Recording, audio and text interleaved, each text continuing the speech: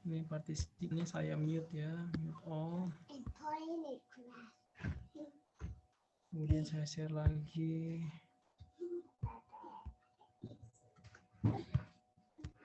Oke, jadi ada origo dan insertio. Kalau origo itu tempat pada saat pergerakan, origonya itu daerah origonya itu cenderung diam ya, tempat melekatnya. Jadi kalau tulang origo itu akan tulangnya itu akan diam. Tapi kalau tulang satunya lagi ternyata bergerak, nah itu namanya insertio ya. Jadi tulang itu sebagai tempat pelekatan otot bagian insertio gitu ya. Dan tendo itu penerusan dari terusan dari otot. Jadi kalau tendo itu pasti ada ototnya gitu ya.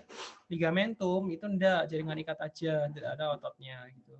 Cartilago, tulang rawan. Nah, ini ada yang namanya tonus otot. Tonus otot itu kekerasan dari otot gitu ya. Jadi misalnya kita berkontraksi, ototnya tonusnya naik gitu ya. Tapi kalau lemes ya tonusnya turun gitu ya. Ya ini ya, balik lagi pada saat berkontraksi, bagian yang diam namanya origo, bagian yang bergerak namanya insersi. Kemudian tidak ada otot yang bekerja sendiri, semua bisa sinergis atau antagonis. Komposisi otot 75%, 20% protein, 5% garam mineral, glikogen dan lemak ya. Nah, ini glikogen itu sebagai otot itu sebagai tempat penyimpanan penting untuk metabolisme energi ya. Jadi di samping penyimpanan glikogen itu banyaknya di hati dan di otot. Gitu. Jadi contohnya apa sih penyimpanan glikogen? Maksudnya glukosa. Ya asalnya dari mana? Glikogen itu asal dari mana? Ada yang tahu enggak? Glikogen itu berubah dari struktur apa? Glukosa. Glukosa ya. Glukosa menjadi glikogen. Diubah oleh siapa? Siapa yang ubah?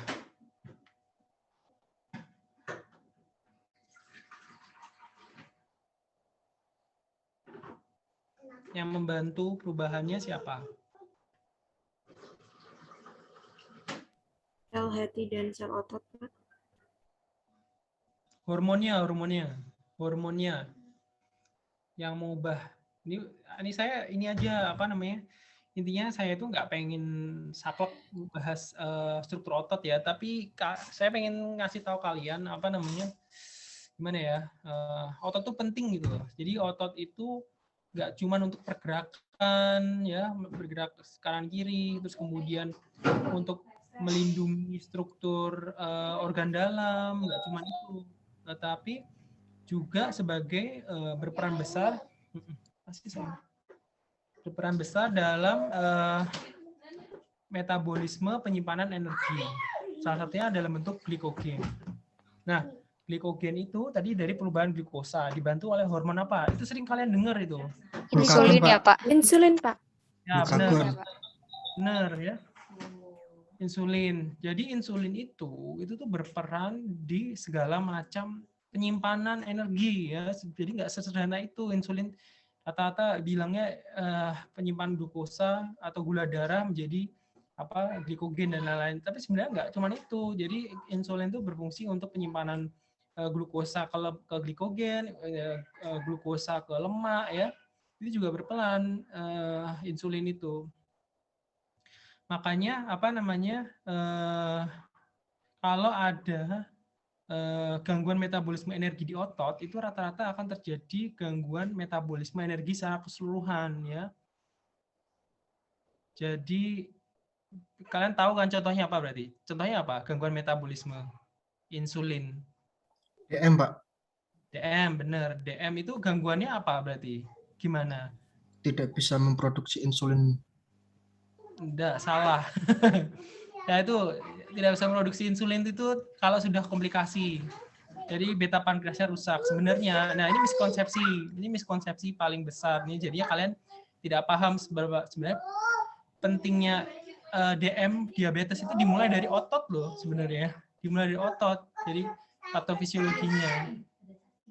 Jadi awal mula ceritanya itu tuh diabetes tuh bukan kegagalan produksi insulin tuh, tetapi dia kegagalan insulin dalam menyerapkan glukosa menjadi bentuk penyimpanan lain ya, glikogen dan lain-lain ya. Jadi kegagalan itu. Jadi sebenarnya orang diabetes tuh hiperinsulinemia ya. Jadi ada yang hiperinsulinemia, ada yang hipoinsulinemia. Maksudnya dalam hal ini beta sel pankreasnya rusak. Makanya orang yang diabetes itu dikasih insulin sekretago ya. Jadi dikasih obat yang untuk memicu produksi insulin lebih lagi gitu. Jadi sebenarnya insulinnya bekerja, memproduksi insulinnya bekerja ya.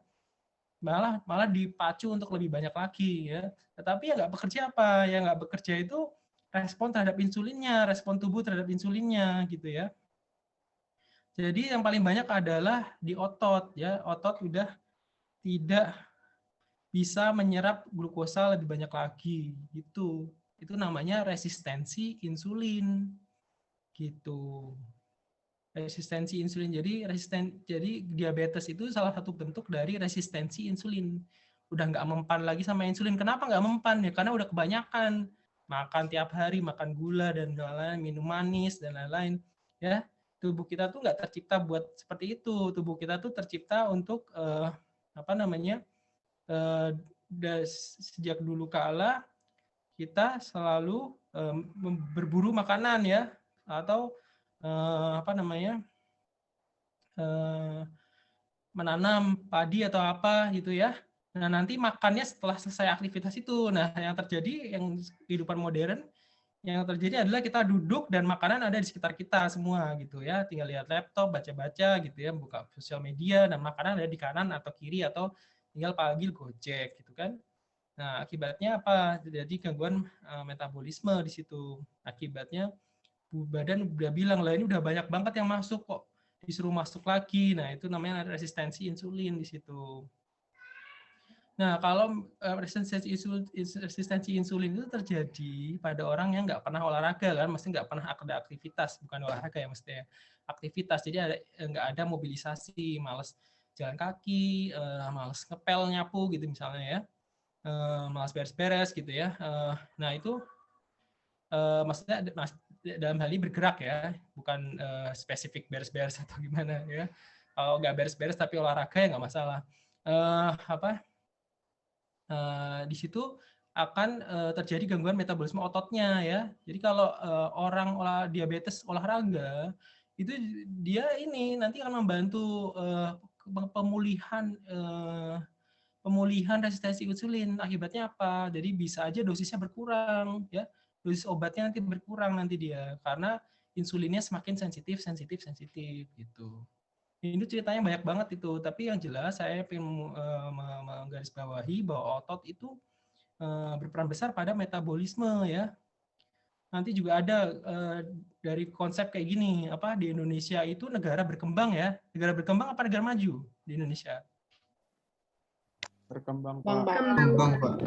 Pak. Masih berkembang. Saya mau tanya, kenapa Indonesia sebagai negara berkembang kok malah penyakitnya nomor 1 adalah penyakit negara maju ya, penyakit jantung. Jadi nomor 1 itu penyakitnya yang di dalam daftar BPJS ya, penyakit dengan paling banyak mengeluarkan biaya itu penyakit kardiovaskular. Itu kenapa itu? Kok bisa kayak gitu? Karena makan makanan berlemak.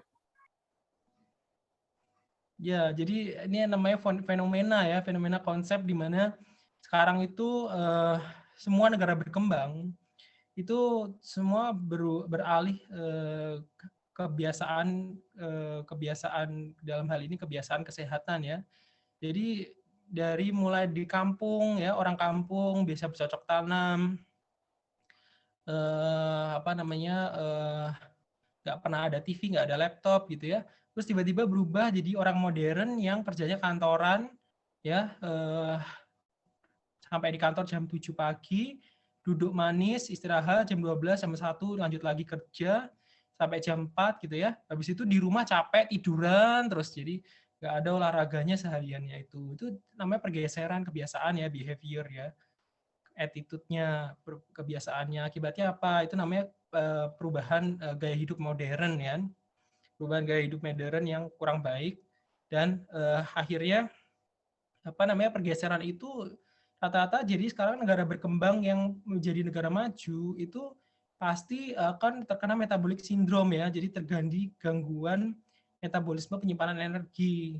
Jadi hampir pasti negara modern itu pasti mengalami hal itu karena gaya hidup modern itu seperti itu. Nah, kecuali ada negara maju yang sudah sadar benar akan hal ini. Jadi menambahkan gaya hidup modern satu yaitu olahraga ya secara rutin.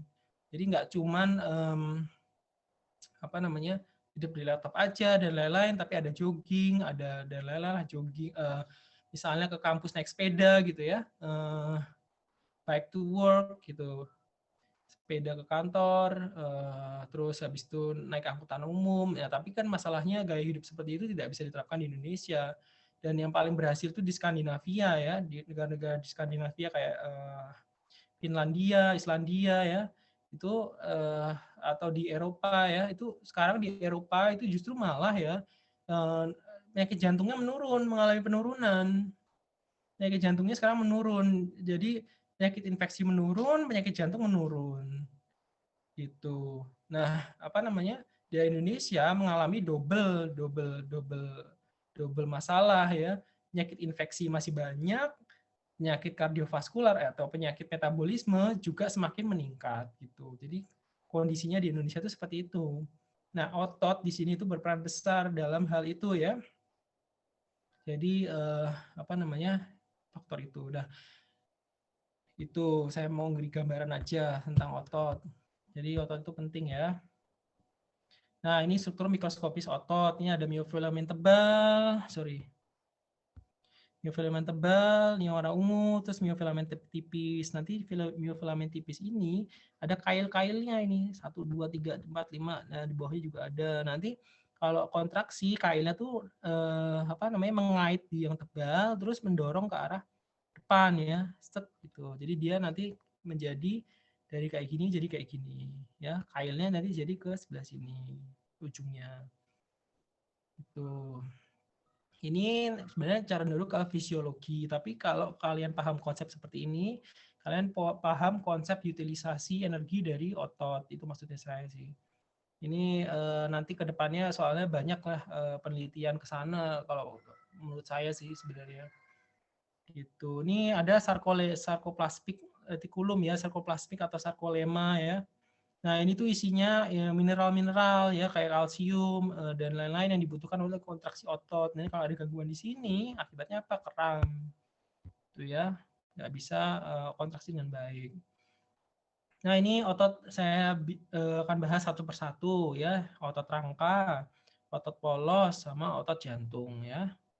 Nah, otot rangka itu otot yang sadar ya, secara sadar digerakkan. Jadi pertama otot rangka itu pasti ada opositnya ya, antagonisnya. Bisa antagonis, bisa sinergis ya, tapi rata-rata kalau ada proksimal atau ada gerakan fleksi, pasti ada gerakan ekstensi gitu ya ototnya. Kemudian terdapat banyak inti sel di tepinya secara histologi, kemudian berbentuk memanjang, gerakan diatur kesadarannya gitu ya. Nah, ini jadi sadar, ini poin penting di sini. Jadi semua otot rangka itu pasti digerakkan secara sadar ya.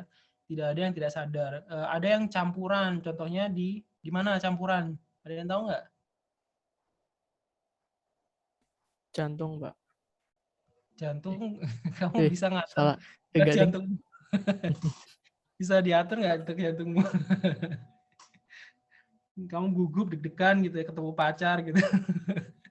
Terus habis itu diatur, ya. Jangan berdebat bareng, nggak bisa. Otot jantung tuh fully otonomis ya, otonomus, jadi otomatis ya. Tarik nafas dalam pun kadang gagal ya, tapi memperlambat oke, bisa.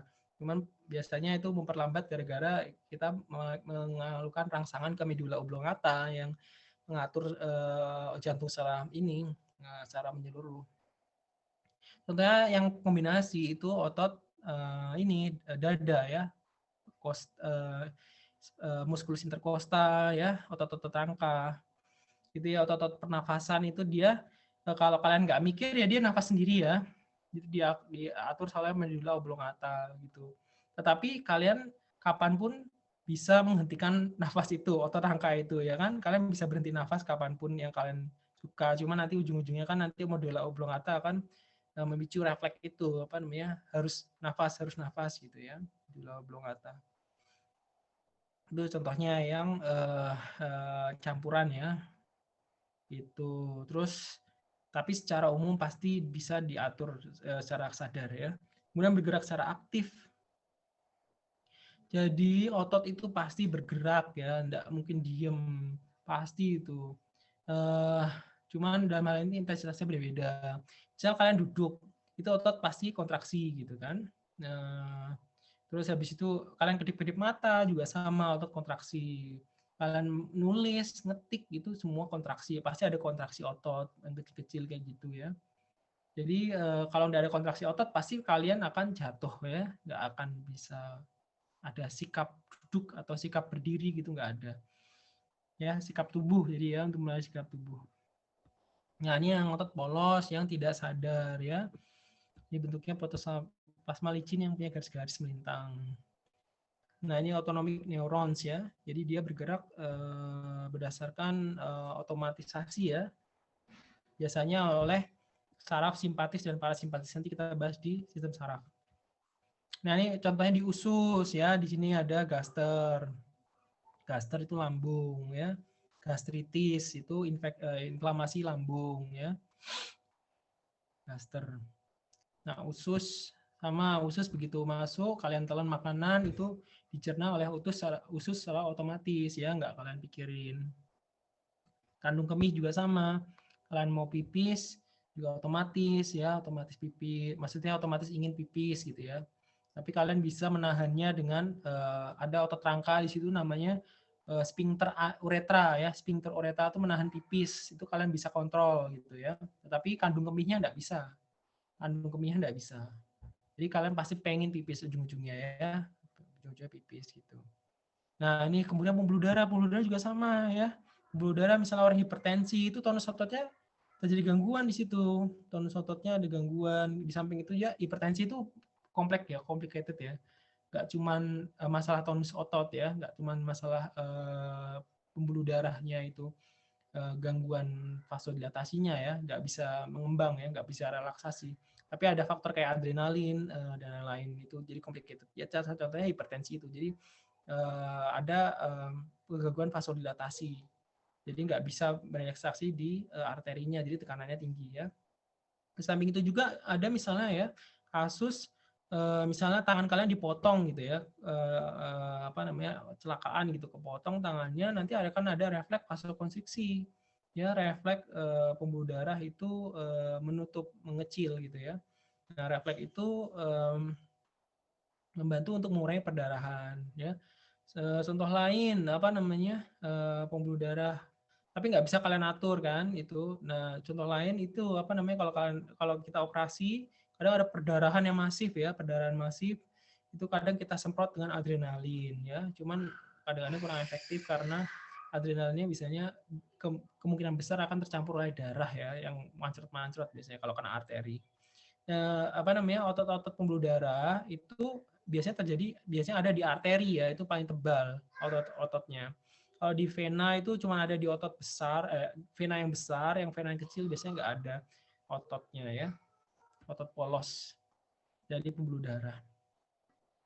Nah ini contoh lain adalah di mata. Jadi kalau kalian ke tempat gelap nanti otomatis pupilnya membesar ke tempat gelap pupilnya membesar untuk mencari cahaya, membantu masukkan cahaya sehingga nanti kalian pelan-pelan dalam gelap itu bisa melihat dalam gelap gitu kan, karena pupilnya pelan-pelan kebuka gitu ya.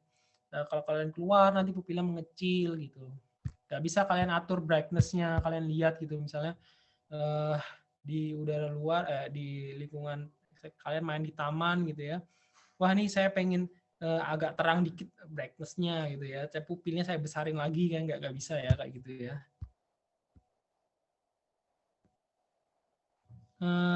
Kemudian otot jantung Ini sama dengan otot lurik secara struktur, otot rangka maksudnya ya, otot lurik, otot rangka, tetapi bercabang ya, di sini bercabang dan dia otomatis ya dengan mekanisme khusus dalam berkontraksi. Nanti kita bahas di kardiovaskular. Gitu. Nah, ini yang saya pengen kalian hafal otot-ototnya ya secara general. Jadi kelihatan di sini satu-satu harus kalian hafalkan ya. Nah, ini saya ada satu contoh struktur occipito frontalis. Itu berarti ototnya gimana sih? Ada yang bisa menjelaskan nggak ke saya? Ini kita ngobrol aja loh ya. Nggak usah tegang-tegang loh. Saya nggak akan menyalahkan kalau kalian salah. Intinya saya pengen ada diskusi. Occipito frontalis itu gimana? Ada yang tahu nggak? Mbak, Itu occipito tulang dekat mata, dan frontalis itu kepala bagian depan, Mbak. ya, occipito di daerah mana? Daerah sini, mata, alis gitu, Mbak. Bukan. Bukan. Berarti kalau kamu jawabnya kayak gitu, berarti kamu nggak inget pas kuliah pertama. Saya membahas tentang regio-regio pada kepala itu loh. Ada regio temporal, ada regio occipital, ada regio parietal, ada regio frontal. Oke, saya beritahu kan kembali ke sana. Masalah regio-regio di kepala. Nah, ini kalau dikembalikan ke sana ini berarti gimana? Penjelasannya gimana? Occipito frontalis itu penjelasannya gimana? Berarti terletaknya di bagian kepala frontal. Regio occipital itu ada di mana? Di sini ya, Pak. Dekat alis di sini pembuluh darah. Occipital. Di depan. Occipital. Itu namanya ini apa namanya? Oculus orbita ya. Kalau mau dekat mata itu tuh oculus orbita. Occipital. Di atas. Bukan. Occipital. Nanti kalian hafalkan ya. Makanya itu penting banget untuk kalian hafalkan. Jadi kalau kalian tahu regio-regio itu, kan saya bilang toh, regio-regio itu penting banget. Kalian harus kalian tahu. Nanti kalian akan tahu struktur-struktur yang di bawahnya. Nah, ini kita membahas masalah struktur otot ya di sini ya. Jadi occipito frontalis itu artinya otot yang membentang dari occipital sampai frontalis, regio occipital sampai regio frontalis ya. Occipital itu di belakang. Nanti kalian buka lagi ya.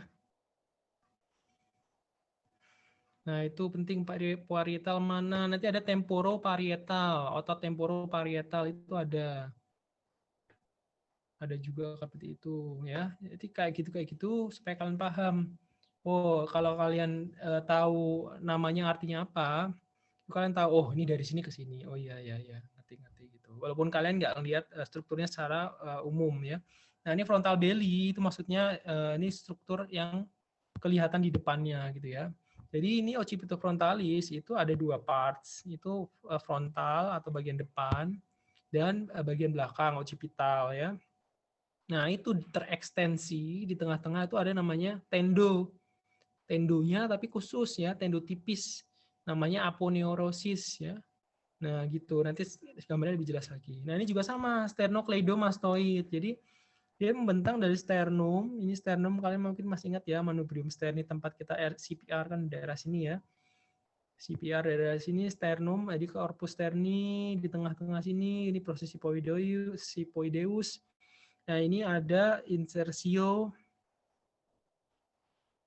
ke sana mastoideus ya. Nanti kalau masalah insersio dan origo nanti saya jelaskan lebih lanjut lagi. Jadi yang jelas dia membentang dari sternum ke mastoideus. Kleidonya saya kurang paham sih kenapa dikasih nama kleido. Makanya ini kayak bahasa ya. Jadi nyebutnya kayak gini memang orang-orang udah sering nyebutnya kayak gini. Ya udah. Makanya kadang-kadang nggak bisa dijelaskan ya. Tapi secara garis besar kalau kalian paham itu ya lebih bagus lagi. Gitu. Kemudian ini ada deltoid ya. Deltoid. Ini penting juga otot deltoid ya. Otot deltoid itu penting kenapa? Karena itu di situ tempat kita menyuntik vaksin ya, terutama vaksin yang intramuskular di orang dewasa, ya, vaksin COVID ya misalnya. Nah, vaksin COVID itu disuntiknya di deltoid ya targetnya, target muskulusnya itu deltoid. Nah, kenapa nggak di otot lain? Kenapa nggak di sini aja? Ada yang tahu nggak? Kenapa nggak di sini? Atau di sini lah, di sini ini, yang ototnya gede. Ada yang bisa jawab nggak?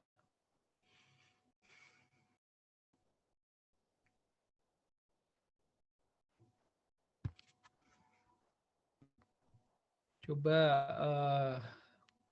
siapa sih koordinator mata kuliahnya siapa? Saya, Pak.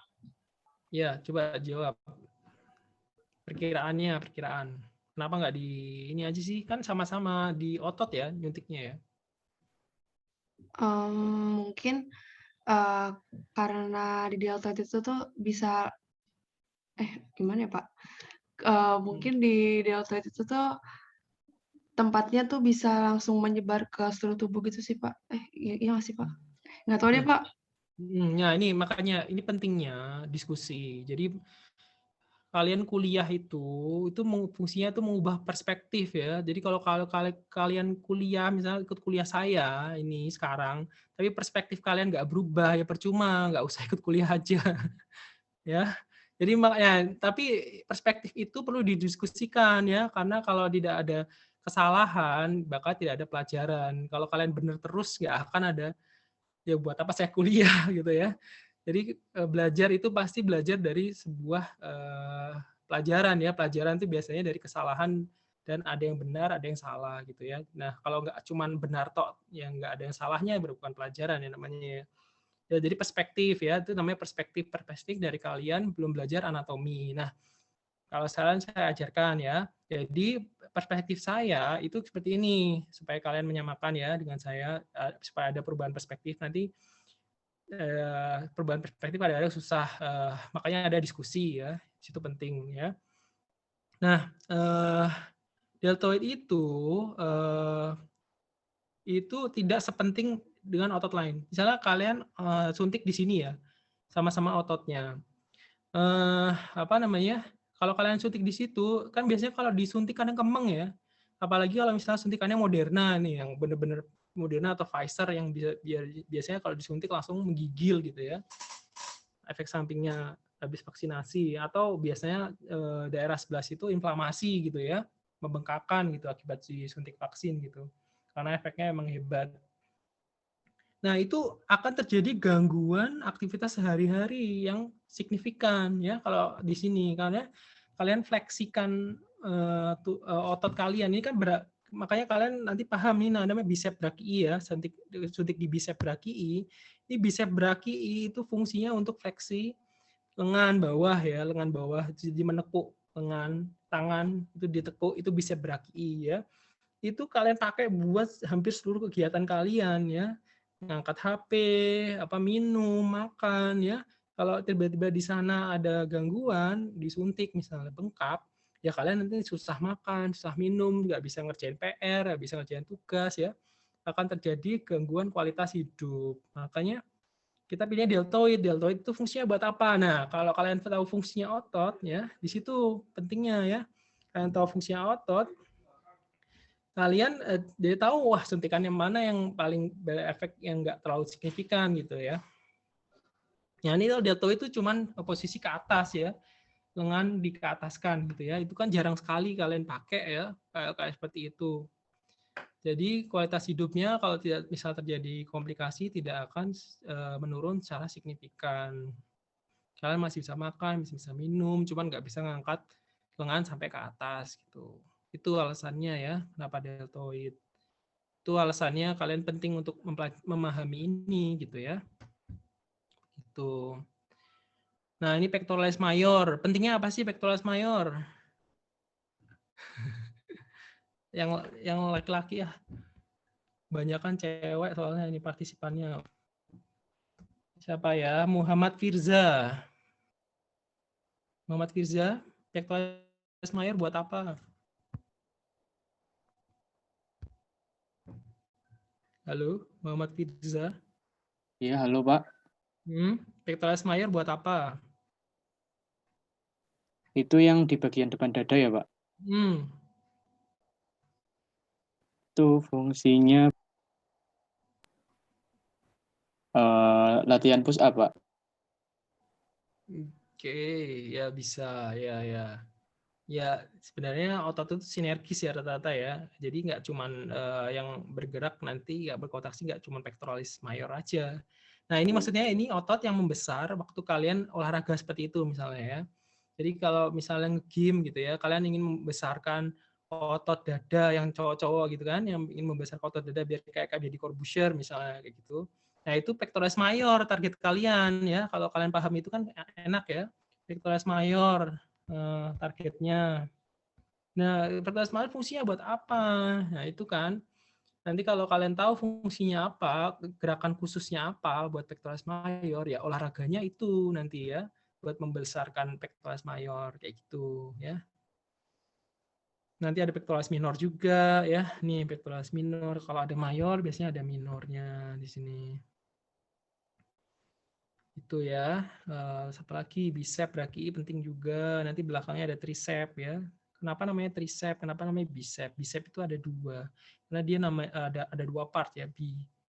Ya sep itu kayak ototnya. Jadi ada dua otot ini bicep. Tricep itu karena mana tricepnya? Nanti di belakang ya. Tricep itu karena ada 3 part di situ. Gitu ya. Nanti kalau kalian lihat atlas, ini ada 2 part nih berarti bicep nih. Tuh, ini brachialis sama nih brachioradialis. Jadi dia membentang dari regio brachio atau regio brachialis. Ini kalau kulit ada kulitnya ini namanya regio brachialis ya. Regio brachii, brachii. Nah, nanti dia membentang dari brachio ke radialis. Nah, di sini regio ulnaris ya, regio ulna, linking ke bawah, ini radialis gitu ya. Oke, apalagi. Nah, ini otot perut, ini six pack ya. Jadi semua orang tuh punya otot six pack sebenarnya. Cuman yang mana yang ketutupan, yang mana yang mengecil gitu ya. Tergantung orangnya gitu. Terus sama abdominal oblique internal ini sama juga sama apa namanya otot perut. Rectus femoris, rectus femoris, vastus vatralis, sama vastus medialis nanti membentuk suatu kesatuan grupnya ya. Quadratus femoris. Sama satu lagi ada otot tapi nggak kelihatan di sini. Gastrocnemius, soleus ya. Oke, kita next ke bagian belakang. Nih yang kalian lihat tadi, ini yang occipital belly ya.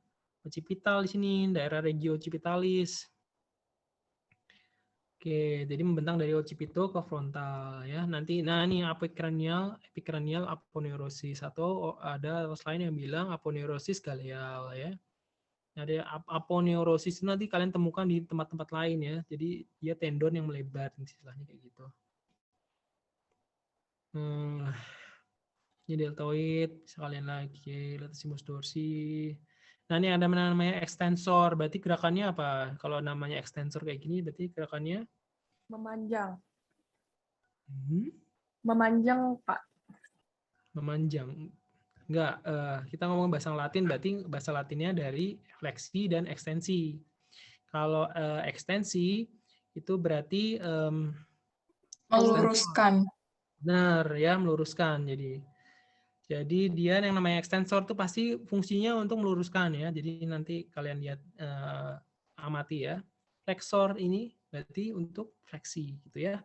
Jadi kalian hafal. Ini tricep brachii. Tricep brachii ada 3 parts, makanya namanya tricep gitu ya. Gitu. Ini infra berarti dia di bawah gitu ya. Di bawahnya spina. Ini spina. Nah, makanya kalian kalau tahu struktur dari tulang, ini kalian akan tahu kenapa namanya spinatus. Oh, ternyata nama struktur ini clavicula lagi, scapula gitu ya. Spina scapula. Nah, ini musculus supra, ini musculus infraspinatus gitu. Nah, nanti makanya bagian-bagian tertentu dari tulang itu bakal otomatis kalian anggap penting setelah kalian mempelajari struktur lainnya, terutama struktur otot di sini ya. Jadi tulang itu jangan dipelajari sampai mentok. Nanti aja, nanti kalian nyicil aja, dilihat sekilas saja, kemudian ke otot, nanti kalian baru ngerti, oh kembali lagi ke tulang, ternyata struktur ini tuh penting buat ototnya gitu. Sementara otot ya, kalau saran saya ya, otot itu penting semua, yang terutama yang saya kasih tahu di sini secara general ini loh.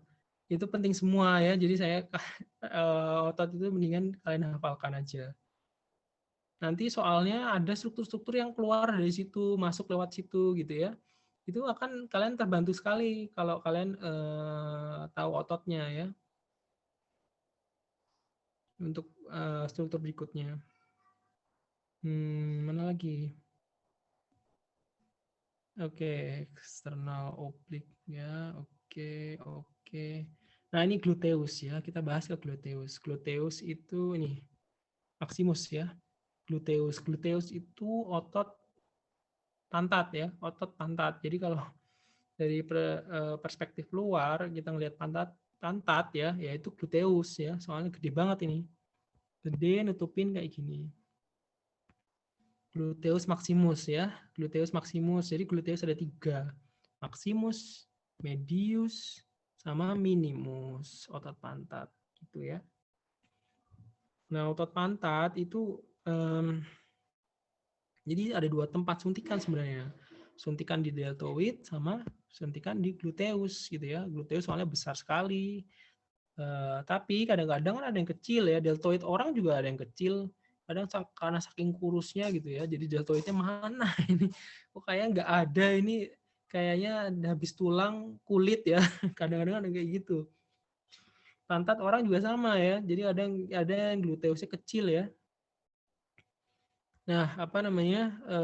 Jadi kalau misalnya di gluteus itu disuntik terlalu dalam, kadang-kadang ya, itu bisa kena nervus di sini. Jadi ada lubang antara ini ya. Nih. Mana sih? Oh, nggak kelihatan.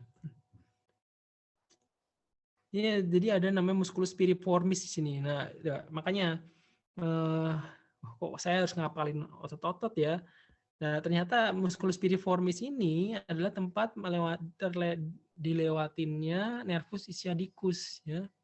Nanti melalui foramen suprapiriformis sama foramen infrapiriformis. Piriformis penting untuk itu ya. Kalau kejadian tadi nyuntik di pantat kena ini nervus ischiadicusnya di area piriformis itu kebetulan ya nggak sengaja. Nah, itu akan terjadi namanya lumpuh temporal ya, temporer, maksudnya lumpuh sementara karena ada cedera saraf di situ. Tapi biasanya hanya sementara aja, kan jarum kan kecil ya. Gitu. Jadi misalnya ada pasien habis suntik pantatnya ya, habis itu ya silakan duduk kembali Pak gitu ya, misalnya dari kasur gitu ya. Nah, tiba-tiba jatuh dia. Aduh, kok kaki saya nggak bisa gerak Pak gitu. Ya itu gara-gara kesuntik di nervus ischiadicus gitu. Itu banyak sekali yang minta suntik ya di bagian pantat, terutama yang di daerah-daerah ya. Itu biasanya pasien datang, dok minta suntik dok, saya masuk angin biar seger gitu. Suntikannya dikasih neurobion gitu ya. Kadang-kadang ada yang masih konsepnya kayak gitu, padahal isinya cuma neurobion gitu. Apalagi nih, gluteus ya kayak gitu ya. Jadi kalau kalian ngerti hal-hal kayak gini yang banyak di masyarakat tuh, itu jadi kalian tahu wah saya harus belajar ini tuh gara-gara ini gitu ya. Jadi kalian lebih semangat belajarnya, menghafalkannya. Gastrocnemius ya, gastrocnemius ini tempat melekatnya akhirnya perpanjangan ototnya namanya tendo Achilles, tendo paling besar di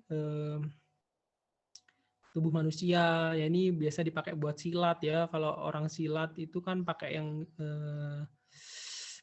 apa sih namanya, pisau kecilnya itu kan dia ngemotong tendon ya, targetnya kan Achillesnya tuh dipotong itu supaya dia nggak bisa jalan, nggak bisa berdiri lagi, udah nggak bisa lari dia kalau udah kepotong itunya gitu ya. Itu fungsionalitas. Jadi kalau kalian nanti belajar anatomi, belajar silat ya wes dah, nanti wes kalah semua musuhnya. Kemudian ini kita akan belajar pelan-pelan ya dari kepala, leher, dada, perut, punggung, bahu dan anggota gerak bawah ya, sampai anggota gerak bawah. Nah, otot kepala tadi ada musculus frontalis dan occipitalis. Sebenarnya nanti ada musculus parietalis, temporalis ya. Kemudian ada otot bola mata dan bola mata, otot mata ya. Nanti kita lebih bahas lebih panjang lagi di indera ya, panca indera. Kemudian otot bibir, pipi ya. Orbicularis oris. Oris itu dari kata oral ya. Oral itu mulut ya. Oris, oral itu mulut ya. Quadratus quad 4 ya. Labii itu bibir. Arti kata labii itu bibir ya. Sub berarti superior.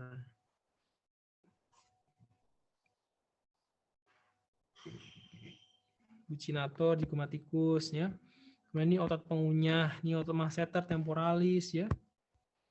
Ini ada otot lidah gini, glossus, styloglossus. Nah, ini gambarannya yang paling lebih jelas ya. Jadi dia membentang dari occipital ke frontal. Terus di tengah-tengahnya ada aponeurosis, epicranial chroniosis atau aponeurosis galeal ya.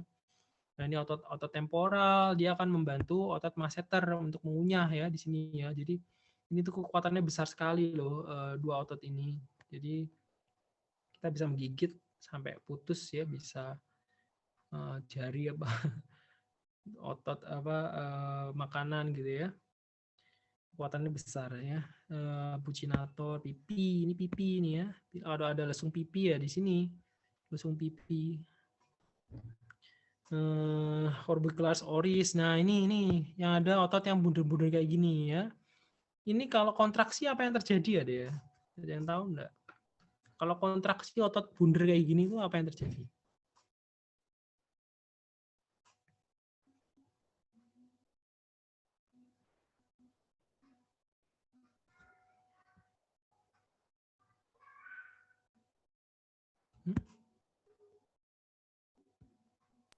Merem, Pak. Ya, benar. Ya, bagus ya. Berarti kalian udah paham, ada yang paham ya. Benar. Jadi kalau kontraksi dia merem, nah ini mulut juga sama, kontraksi dia mingkem ya.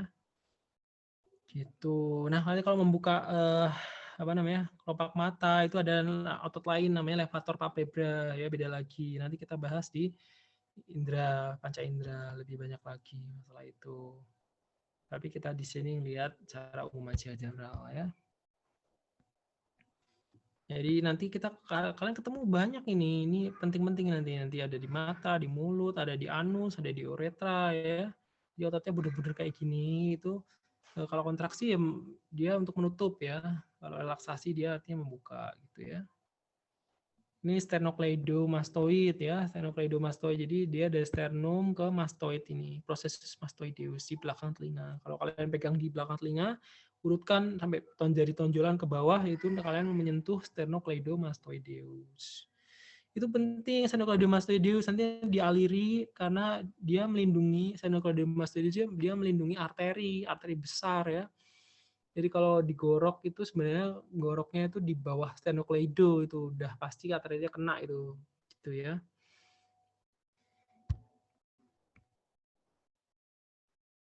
Nah ini juga sama Galea aponeurotica ya, ini atas lain ya bilangnya Galea aponeurotica. Ini ada temporoparietal, berarti dia temporal, ke arah temporal dan parietal. Di sini parietal, ini temporal, ini parietal. Temporoparietalis. Apalagi ya. Ini ada ozygomaticus minor, ada ozygomaticus mayor. Ini regio-mentalis ya. Ini namanya regio-mentalis. Nah, ototnya musculus mentalis ya. Ini glabella, regio-glabella. Kening ya. Ini ada yang namanya platisma. Nah, platisma. Ini struktur ini melindungi leher secara keseluruhan. Jadi misalnya ada begal ya, kasus begal gitu ya, dibacok di daerah leher. Itu yang kena pertama itu platisma ya. Jadi kalau ada dokter yang nggak kenal platisma, nanti takutnya dijahit, ya platismanya nggak dicari dulu.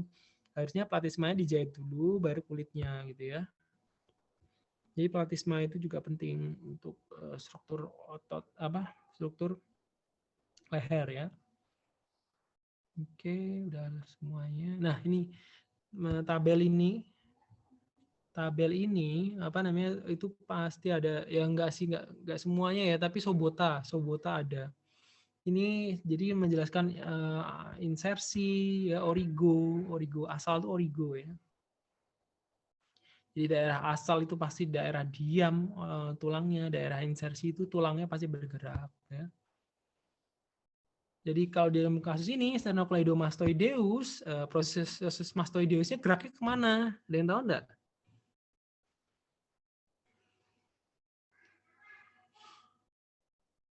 Mastoideusnya geraknya kemana?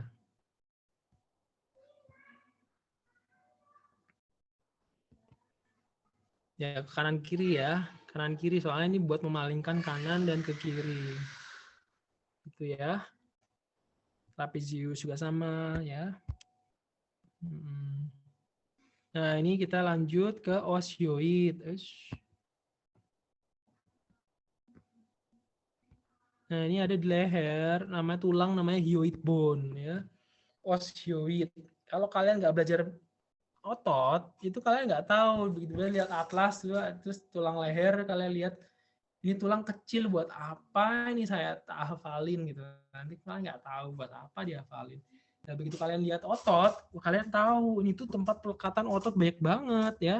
Ini banyak banget ototnya, jadi kan bahkan namanya aja pakai nama ininya, tulangnya. Jadi stylohyoid, mylohyoid ya, sternohyoid ya.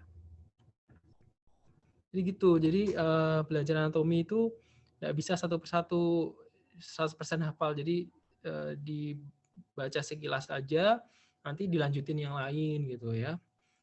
Sistem berikutnya kayak otot gitu. Nanti otot ketemu hal yang lucu gitu, kembali lagi ke tulang gitu. Nanti ketemu lagi hal yang lucu gitu, strukturnya misalnya ke nervus, arteri, nanti wah ini menarik juga lama-lama gitu ya. Nah ini contohnya origo ya, origo ini sternal origin. Jadi origo tuh origo atau insersio itu bisa aja nggak cuma satu tempat aja ya, tapi ada dua. Jadi misalnya ini origonya itu ada dua, jadi sternal origin sama clavicular origin gitu ya. Bisa beberapa tempat, beberapa part. Nah ini nanti hyoid bone itu membagi kelompok otot ya, jadi suprahyoid muscle, infrahyoid muscle gitu. Oke, terus ini pectoralis major ya, ini cuman sekilas aja, nanti kalian bisa baca di atlas ya. Nah, ini pectoralis minor, pectoralis major, rectus abdominis. Nah, ini rectus abdominis ya, rectus abdominis ini jadi ini tuh dalam satu kapsul ya, dalam satu kapsul kalau dibuka dikeletek nanti rectus abdominis ya. Nah terus habis itu di sampingnya, jadi ini satu ya, di sampingnya itu ada berbagai macam lapisan otot ya, mulai dari transverse, oblika internal, oblika eksternal, gitu ya, oblika eksternal. Jadi makanya otot seperti ini, makanya tahu tulang kalau misal kalau perut, kalau kram perut ya, ini kontraksi berlapis-lapis nih, otot berlapis-lapis ini bakal kontraksi ya. Akibatnya apa namanya? Perut itu bisa keras banget ya, bisa sampai seperti kayu ya, ibaratnya wood like gitu. Ada yang bilang textbook tuh bilang seperti itu. Jadi seperti kayu misalnya pada orang yang usus buntu, pecah usus buntunya ya, itu bisa keras banget itu apa namanya perutnya ya. Orang juga dengan apalagi ya, kolik, kram perut kolik ya, kolik. Jadi apa namanya nyeri hampir di seluruh bagian perut ya, macam-macam penyebabnya. Itu juga sama, jadi ototnya jadi kontraksi, akibatnya keras ya sistemnya. Ya akibat ini strukturnya berlapis-lapis ya. Kemudian otot dinding abdomen, ini tadi dibilang ada rectus abdominis, oblik eksternal, oblik internal ya. abdominis transversus ini akan membentuk lamborum quadratus. Oke, ini perspektif dari gambar tadi ya, perspektif lain ya. Psoas mayor, nanti ada psoas minor, ada iliacus ya, ini otot gluteus. Tadi ya, gluteus yang ada gluteus maximus, gluteus medius sama gluteus minimus. Itu otot pantat ya, otot duduk. Nah, ini ada gluteus maximus. Nah, di bawahnya gluteus ada semacam kayak dasar pelvis ya, dasar pelvis. Dasar pelvis ini berfungsi untuk ini otot-otot buat BAB, otot-otot buat kencing ya. Jadi kalau misalnya ada yang namanya senam Kegel kan, senam Kegel itu untuk memperkuat otot-otot daerah sini ya, semuanya kontraksi soalnya. Jadi misalnya nih ada kasus dia habis operasi apa ya? Operasi pasang kateter tuh apa ya? Oh nih ambil batu ginjal misalnya, ambil batu ginjal. Pasang kateter, pasti pasang kateter ya, kateter urin ya, dimasukin kateternya, dimasukin ke dalam uretra. Nah, itu akibatnya sphincternya terganggu di sini. Sphincter ada orifisium tadi, ada orifisium lagi, orbicularis ya, orbicularis. Jadi ada otot bentuk melingkar itu. Nah, itu akan terganggu fungsinya. Nah, yang bisa memperbaiki apa? Kegel ya. Kalau tidak diperbaiki apa jadinya? Beser ya, gampang ngompol gitu. Makanya senam Kegel akan membantu kontraksi otot itu, membantu menahan kencing sehingga tidak mudah ngompol gitu. Ya, sama juga ini sphincter ani. Kadang kalau orang tua ya, ada orang tua yang udah nggak bisa kontraksi, jadi akibatnya harus pakai popok gitu ya. Itu juga bisa dibantu dengan fisioterapi senam Kegel gitu ya. Jadi senam Kegel nggak cuma buat seksualitas ya, tapi juga banyak sekali fungsinya di daerah klinis ya. Gitu. Kemudian otot lengan, bicep, ini penting banget, bicep, tricep, deltoid, brachialis, ini harus kalian hafalkan ya. Kalian harus paham dari mana ke mana gitu ya ototnya. Deltoid ya. Dari belakang ini dari tricep brachii. Ini kelihatan sedikit bicep brachii-nya ya. Nih, oke, sama kayak tadi. Nah, ini otot apa namanya? Kemarin yang saya perlihatkan ini namanya os pelvis ya, pelvis. Terdiri dari os ilium, ischium yang berduduk sama pubis ya. Ini pubis. Ini simfisis pubisnya. Ini ada psoas mayor, nanti ada psoas minor ya. Ini ada musculus iliacus, ini menempel di fossa iliaca, dan makanya ada fossa iliaca bahkan punya nama ya. Daerah cekungan kayak gitu. Ini cras if ilium juga sama, ini juga melekat sartorius ya di sini. Ya gitu ya. Nanti kalian akan tahu wah ini penting ternyata untuk diapalkan struktur tulangnya gitu. Oke. Nah, ini buat aduktor ya. Aduktor berarti gerakannya adduksi ya.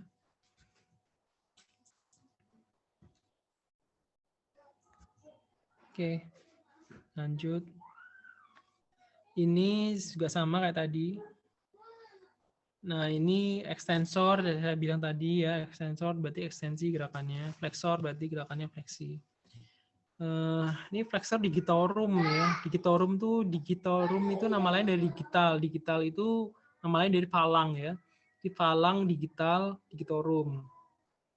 Ya. Itu sama lain apa? Oculus, oculi atau orbita ya. Orbita itu daerah mata. Matanya namanya oculus gitu ya. Jadi ada nama-nama lain gitu yang dipilih. Ini ya. Kenapa nggak flexur palangus longus ya? Nah gitu. Jadi ini karena bahasa, jadi orang-orang pada pakainya digitorum ya udah. Kita nggak boleh buat ngikutin aja. Nah, ini tendon Achilles ya, tendon paling besar. Ini kalau pencak silat kan motongnya di sini. Jadi udah nggak bisa gerak lagi nih ya, udah nggak bisa jalan pasti, udah lumpuh pasti kalau dipotong ininya. Ini tendon paling besar ya. Ini banyak kasus apa ya? Bisa pecah, aduh, ya lepas lah tendon di sini, tapi ya ruptur tendon Achilles ya, ruptur tendon Achilles itu bisa terjadi akibat ekstensi yang berlebihan ya dari pelantarnya. Nah ini untuk fisiologi secara khusus saja, secara ringkas saja. Jadi dimulai dari sensorik, ya, jadi otot ada sensoriknya ya, kemudian ada motoriknya juga. Jadi kalau ada motorik itu berarti kita akan tereksitasi ya. Jadi akan saraf akan mengirimkan impuls ke otot akan berespon dengan kontraksi atau relaksasi gitu ya.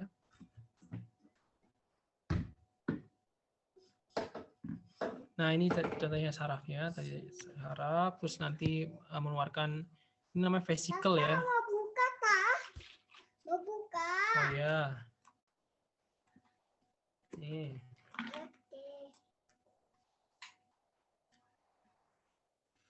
Nah, ini vesicle. Jadi semua sel yang punya gelembung-gelembung gini namanya vesicle. Ini namanya vesicle ya. Jadi vesicle itu nggak cuma berlaku khusus pada ini aja, nanti sel semua juga sama vesicle. Nah, vesicle ini isinya asetilkolin. Asetilkolin kalau melepaskan di sini, di motor end plate ini akan mengeksitasi. Jadi menstimulasi kanal ini ya, kanal natrium kalium ya kalau nggak salah namanya itu. Jadi nanti akan terjadi pertukaran mineral, akibatnya terjadi ini pelepasan kalsium. Pelepasan kalsium akhirnya merespon dengan ini kontraksi ya, kontraksi seperti ini. Nah, apa namanya, sendi itu ada sendi fibrosa, ada cartilaginosa, ada sinovial. Kemudian sendinya yang lain, klasifikasi yang lain itu ada sendi mati.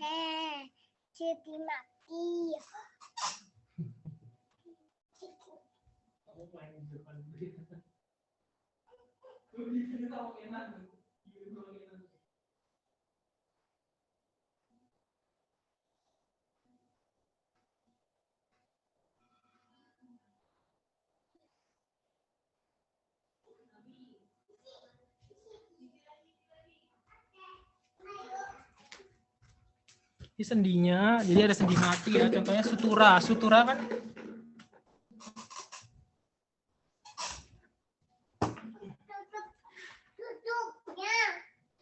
sutura itu udah pada tahu ya, sutura itu di mana ya? Di kepala. Jadi kemarin yang saya bilang tentang ubun-ubun besar dan ubun-ubun kecil ya, itu sutura di situ. Nah, ampiartrosis ini contohnya simpisis pubis gitu ya. Kemudian sendi diartrosis itu sendi yang bisa bergerak bebas. Biasanya terdapat cairan sinovial ya di sini ya. Jadi kalau nggak ada cairan sinovialnya bukan diartrosis ya namanya ya. Nah, ini contoh sendi-sendi. Jadi ada sendi spheroid atau plane ya di sini, tarsal bone, di sini tarsal bone di sini ya. Yang besar ini tarsal, metatarsal gitu ya. Kemudian sendi engsel atau hinge, contohnya siku. Kemudian kisar pivot, ini contohnya vertebra. Vertebra cuma C1 sama C2 ya. Jadi bentuknya sama persis kayak gini. Jadi C2 itu kayak pedang ke atas gitu ya, menusuk C1 yang cuma ring gitu ya bentuknya. Jadi kayak gini ya. Jadi untuk kepala bergerak kanan ke kiri. Kemudian ada condyloid. Ini radius dan karpal ya, pelana ya, atau saddle ini di sini ya. Kemudian peluru ini yang paling penting, sendinya ada di ini dan di sini. Gitu. Sampai sini ada pertanyaan enggak?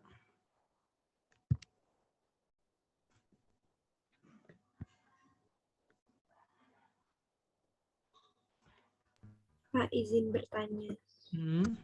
Saya. Ya. Tapi ini dari yang diabetes mellitus itu tidak apa-apa Pak tanyanya? Nggak apa-apa. Ya karena emang sebenarnya berhubungan sangat erat ya. Ini Iya. itu. Saya izin bertanya, kalau hipoglikemia itu berhubungan sama insulin juga atau enggak ya Pak? Sebenarnya enggak, gimana ya? Iya berhubungan, cuman gimana ya? Jadi itu namanya gluconeogenesis. Jadi kapasitas kebalikannya dari diabetes. Jadi hipoglikemi ini ngomongin normal ya. Nanti saya ngomongin yang nggak normal dulu, hipoglikeminya. Kalau hipoglikemia yang normal ini gini ceritanya.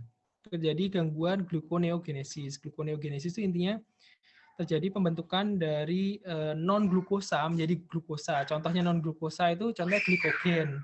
Glikogen diubah jadi sama glukagon jadi glukosa gitu kan. Terus habis itu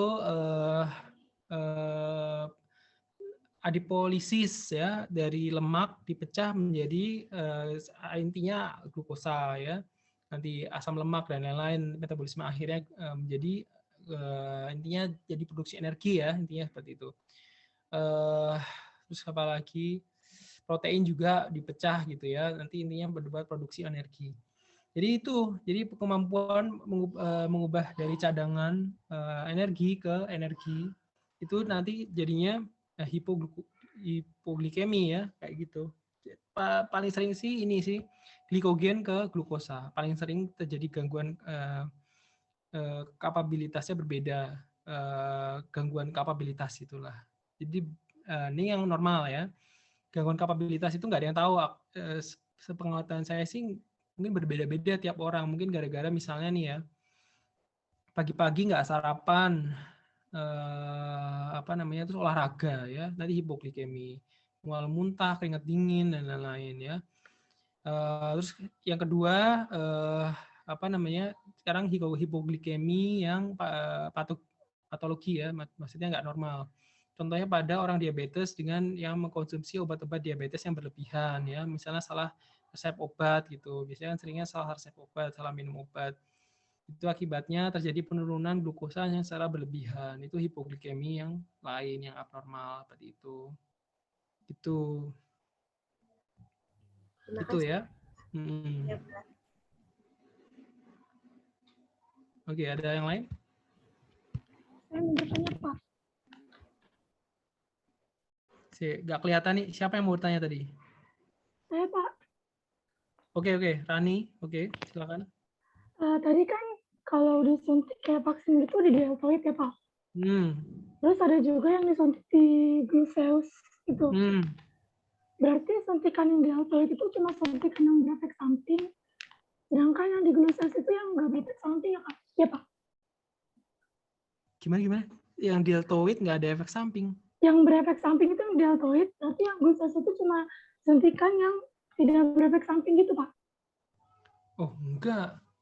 Ini ngomongin vaksinasi maksudnya? Enggak, maksud saya bukan suntikan yang lain juga, kayak tetanus gitu, disuntiknya di pantat gitu, Pak. Oh iya, tetanus bisa di pantat, bisa di tangan ya.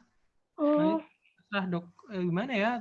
Nanti biasanya sih semua punya prosedur masing-masing nih ya. Misalnya ya, contohnya kayak vaksinasi, sebenarnya vaksinasi di otot itu harus ada aspirasi. Tapi entah kenapa pada COVID ini tidak disertai aspirasi. Jadi nggak boleh diaspirasi gitu ya. Jadi disuntikan, nggak usah diaspirasi, langsung disuntikan. Nah, jadi mungkin di tiap-tiap obat-obat tetanus lain mungkin punya protokolnya masing-masing gitu. Kayak gitu. Gitu, Pak. Makasih, Pak.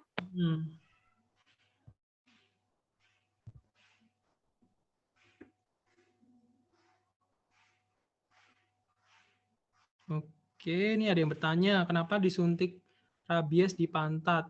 Apakah harus di pantat? Ya itu saya kembali lagi. Jadi tiap suntikan itu ada protokol masing-masing ya. Kadang mereka punya protokol masing-masing. kayak di Dinkes ini vaksin COVID tidak diaspirasi tetapi langsung disuntikan ya. Gitu. Padahal secara umum pada teori kalau kita nyuntik intramuskular atau suntikan yang lain itu kita aspirasi dulu untuk mengecek apakah kita masuk ke pembuluh darah atau tidak gitu. Sebenarnya secara general, tapi ternyata ada perubahan protokol di sini. Itu saya juga kurang paham sih untuk alasannya seperti apa. Nah, ini mungkin seperti itu juga ya. Mungkin dia punya pertimbangan sendiri, tapi yang jelas intramuskular ya, sama intramuskular atau tidak. Nah, kalau intramuskular boleh di mana saja dengan pertimbangan klinis yang saya bilang tadi. Kalau misalnya suntikannya intramuskularnya di bicep brachii, ya takutnya akan terjadi gangguan fungsional bicep brachii, ya jadi nggak bisa makan, nggak bisa minum gitu ya. Gitu. Jadi intinya tujuannya intramuskular. Tetapi boleh di mana saja, tetapi ada pertimbangan klinis di situ. Gitu. Oke, ada lagi pertanyaan? Saya mau bertanya, Pak. Oke, ya Hanif. Mau bertanya, Pak. Yang tadi mengenai diabetes, saya cuma penasaran aja, Pak. Ada yang bilang kalau mengonsumsi air tebu itu baik, Pak, untuk kesehatan karena gulanya alami. Apakah benar, Pak, air tebu itu bisa menghilangkan penyakit dan boleh mengkonsumsi lebih banyak, Pak? Gitu, Pak. Terima kasih. Oke. Jadi tadi saya bilang tadi konsep hidup modern itu sebenarnya yang kita bisa menyalahkan, itu yang menyalahkan paling salah itu sebenarnya pabrik gula ya, pabrik gula. Jadi gula itu bisa diisolasi seperti pabrik garam ya. Jadi garam dan gula itu ada di dalam sebenarnya ada di dalam tanaman itu tanaman atau di dalam buah atau dan lain-lain ya yang mengandung gula misalnya. Itu dalam kondisi seimbang ya.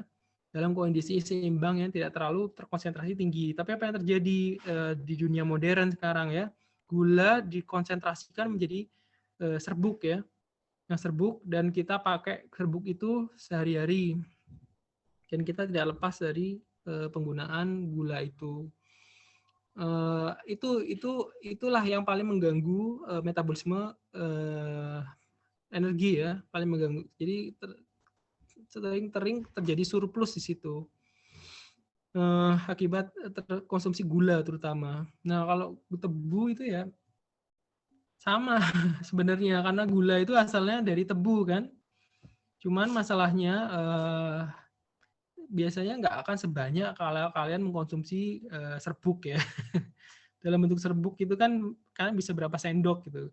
Kalau tebu kalian butuh energi lebih untuk menghasilkan berapa cc dari cairan tebu itu. Itu biasanya nggak berefek signifikan. Tetapi misalnya kalian misal makan brownies ya, brownies yang banyak sekali itu gulanya ya, bisa berapa, atau kue tart yang banyak gulanya gitu.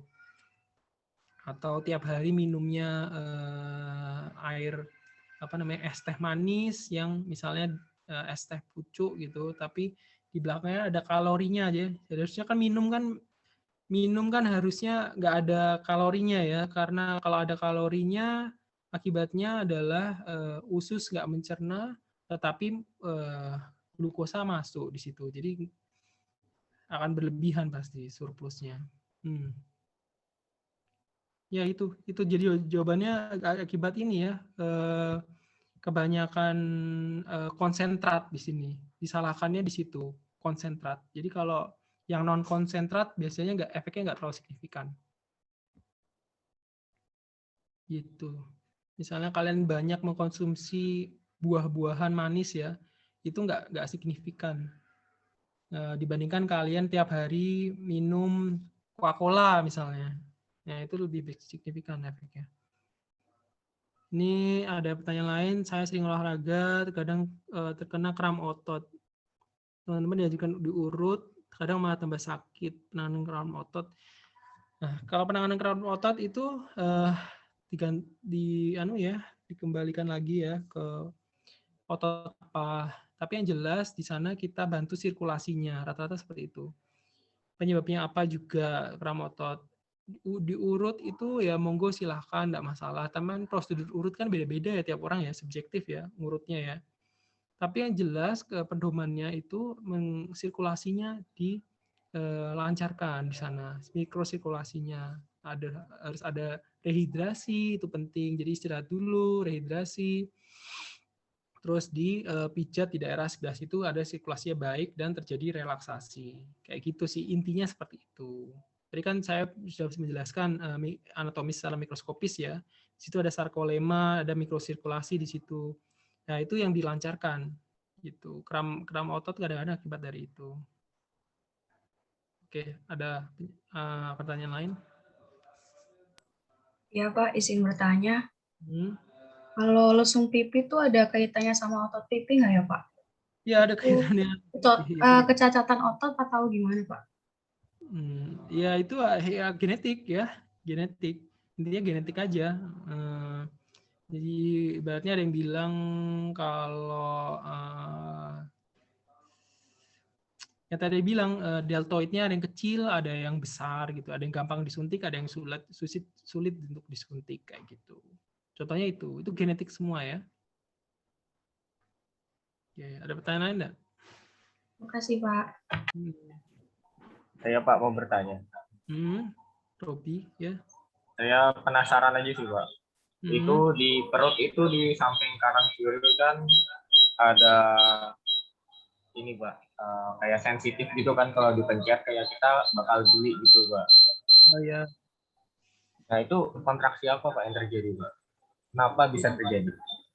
Itu, nah makanya itu kita harusnya dilengkapi dengan nervus ya, sistem saraf nanti. Jadi itu kita bahas sistem saraf, kenapa ada daerah-daerah tertentu yang geli ya, daerah-daerah tertentu yang bisa distimulasi seperti itu. Ya itu karena sarafnya. Jadi di daerah-daerah yang geli itu memiliki banyak sistem saraf di situ. Akibatnya penerimaan sentuhan di sana itu akan lebih banyak terkirim ya. Jadi stimulasinya bakal banyak dari sensorisnya di situ karena banyak sarafnya di situ. Gitu. Nah, saraf itu akan berefek pada refleks gitu. Nanti kita bahas di sistem saraf ya. Refleks, nanti kita bahas banyak tentang refleks itu. Refleks gitu. Nanti makanya kita kembali lagi kalau belajar saraf, nanti sistem saraf bisa kembali lagi ke otot atau bisa kembali lagi tulang gitu ya. Karena nanti akan berhubungan di sana. Oke, ada lagi ya pertanyaan? Saya izin bertanya, Pak. Ya. Kalau misalnya untuk tendon, tadi kan Bapak bilang kalau misalnya tendonnya dipotong, otomatis sudah nggak bisa jalan lagi alias lumpuh. Terus kalau misal tendon Achilles lah ya, ngomongin tendon Achilles, bukan tendon secara keseluruhan. Terus kalau misalnya ada kecelakaan, terus tendonnya putus, tapi kayak disambungin lagi gitu, tetap bisa jalan nggak, Pak? Bisa, tendonnya bisa disambungin. Makanya kalau kita ngerti anatominya, terus kita rekonstruksi sesuai anatominya, bisa jalan lagi, nggak masalah. Makanya penting banget kan anatomi. Jadi kalau kita hafal dengan gambarnya, ya tinggal dibayangin aja, terus dikembaliin lagi seperti semula. Cuman karena tendon itu strukturnya ini ya kuat banget ya dia itu. Jadi kadang penyambungannya juga agak lama. Jadi kadang kita jahit lagi, jebol lagi, itu bisa. Makanya kadang dijahitnya pakai jahit yang permanen. Bukan jahit yang diabsorpsi gitu, tapi jahit yang permanen, biarin aja di dalam tubuh gitu. Karena memang dia penyambungannya agak butuh waktu dan kekuatannya biasanya nggak kembali seperti semula lagi. Gitu. Baik, Pak. Terima kasih. Ya. Oke, ada pertanyaan lain enggak? Pak mau tanya. Jadi kan dulu tuh saya suka rajin olahraga gitu. Nah, pernah olahraga juga buat dia kayak ngencengin otot perut gitu. Nah, terus dulu tuh rajin. Nah, selama udah lama itu saya berhenti. Terus habis itu saya mulai mau coba olahraga itu lagi. Nah, tapi perutnya jadi kram. Itu kira-kira karena ototnya bermasalah atau gimana ya, Pak? Makasih. Makasih pertanyaannya. Ya, tadi kembali lagi sirkulasi ototnya kurang bagus, makanya ada pemanasan ya. Pemanasan. Jadi ada dua kan, sirkulasinya nggak bagus akibat misalnya akibat kekurangan cairan ya, atau sirkulasinya nggak bagus karena pertukaran mineralnya ya berarti ya kan, untuk kontraksi itu nggak bagus akibat sirkulasinya jelek, atau nggak bagus akibat kekurangan cairan gitu kan. Nah, kekurangan cairan dah waktu itu. Nah, kedua, udah pemanasan apa belum kayak gitu kan. Pemanasan untuk memperlancar sirkulasi untuk persiapan demanding activity setelah itu kan. Nah, itu pentingnya pemanasan itu. Gitu. Ya, makasih, nah, kalau Pak. masih kram terus, nah itu beda lagi ceritanya. Ada yang kayak gitu. Ada yang kram terus itu. Oke, ada lagi enggak sebelum saya akhiri? Izin bertanya, Pak. Ini tadi masalah suntik yang biasanya di daerah deltoid atau daerah paha ya, Pak ya? Ya. Nah, daerah saya pantat ya, bukan paha. paha. Kalau Ya, paha pantat itu, maksud saya. Iya, Pak. Saya pernah lihat dan dengar, Pak, kalau misalkan penderita diabetes itu biasanya suntik insulin di bagian perut, Pak. Nah, untuk iya, Pak.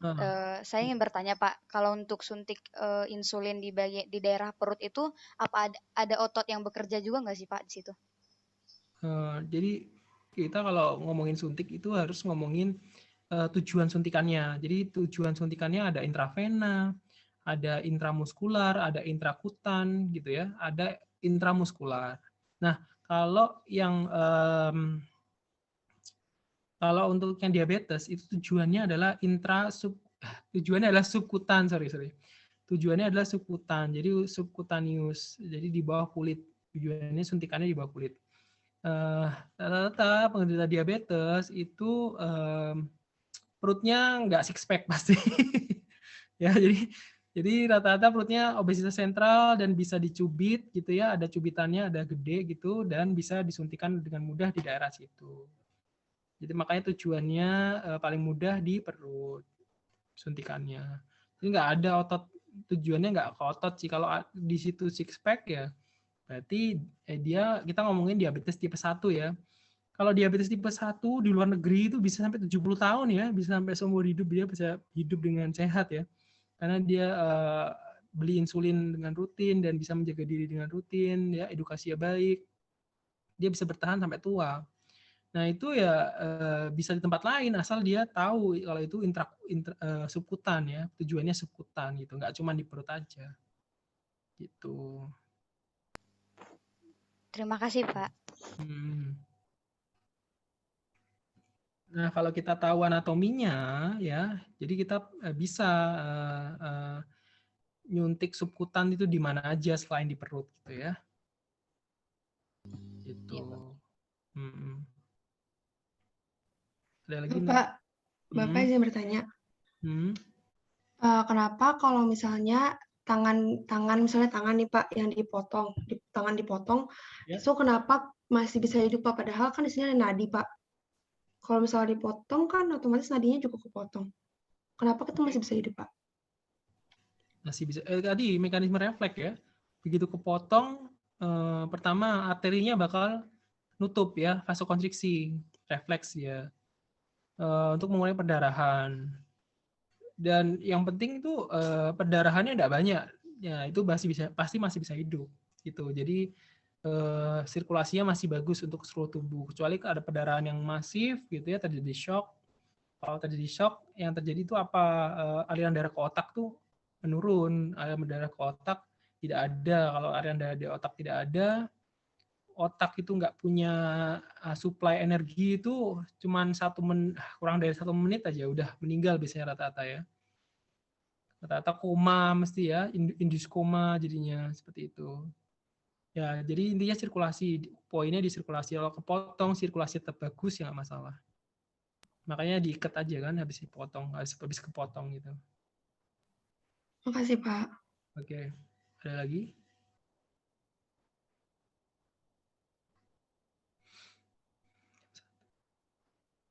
Oke, nanti kalau ada pertanyaan lagi, manfaatin forum di Elena ya. Oke, ini sepertinya udah semuanya hadir kok, kayaknya 67 kok.